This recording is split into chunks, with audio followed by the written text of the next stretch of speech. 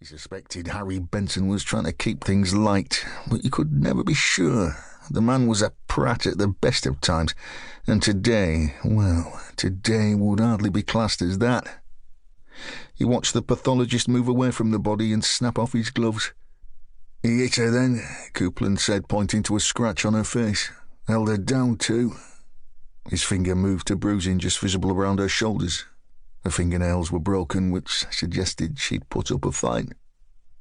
"I really don't know why you lot bother calling me out," sniffed Benson, "when your ladybird guide to pathology has clearly turned you into an expert."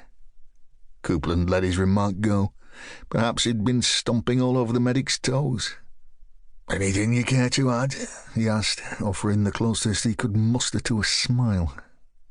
"There are bruises either side of her larynx and petechial hemorrhages in her face and eyes, which indicates death by strangulation," Benson informed him with just the tiniest hint of petulance. "I can say no more than that for the time being. You can give me a time of death, though." It was a question, but the tone of it came out flat like a demand. Benson raised a bushy eyebrow. "No more than 12 hours ago." Coupland nodded, swallowing down other questions he wanted to ask. The post-mortem report would answer them soon enough, with far more accuracy and a damn sight less attitude than the man carrying it out. He could wait. The black man standing beside Coupland thrust his hands deep into the pockets of his jogging bottoms and shivered. It wasn't the cold, Coupland guessed, registering the leather jacket over a hooded sweatshirt and the snug woolen hat pulled down over hair shaved close to the scalp. Like him, Acting Sergeant Chris Ashcroft had been off duty when the call had come in. DCI Malinder had been at the other end of the city attending a fatal stabbing. It made sense that the day shift take this over from the beginning, even though neither detective was due on for another hour. "Do you reckon it's Carly?" Ashcroft asked him, his gaze shifting from the teenager at their feet snuffed out before her time. Coupland didn't for 1 minute doubt that it was Carly. The face had been plastered all over the news over the last 36 hours. On the front pages of Saturday's edition of the local papers, even one of the nationals had featured her on its inside page. She had been reported missing by her parents on Friday evening after going out to meet friends for a meal. A belated birthday celebration arranged once restaurants had been given the green light to open their doors. Her father arrived at the agreed pick-up point to give her a lift home, only she wasn't there.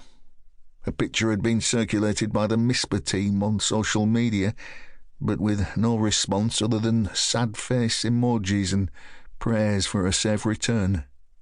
Carly had told her parents she was catching a bus into town.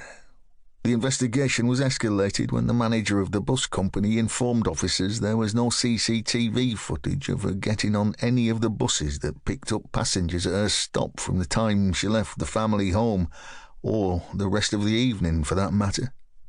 Her parents had taken part in a TV appeal.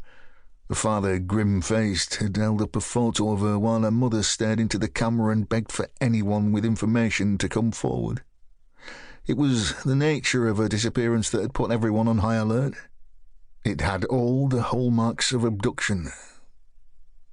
There'd been no ID found near the body, but the girl at Coupland's feet had the same style and colour hair as Carly, wore clothes that matched the ones described in the last known sighting of her when she left home to catch the bus. It was bloody Carly, all right. But there was a process to go through, a protocol of actions before her body could be taken to the mortuary for formal identification. For Coupland, lockdown had barely existed. There'd still been murders, although not the opportunistic kind. With fewer people on the streets and pubs closed, there'd be none of the pissed-up bickering that ended up with one of the parties getting a blue ride to A&E.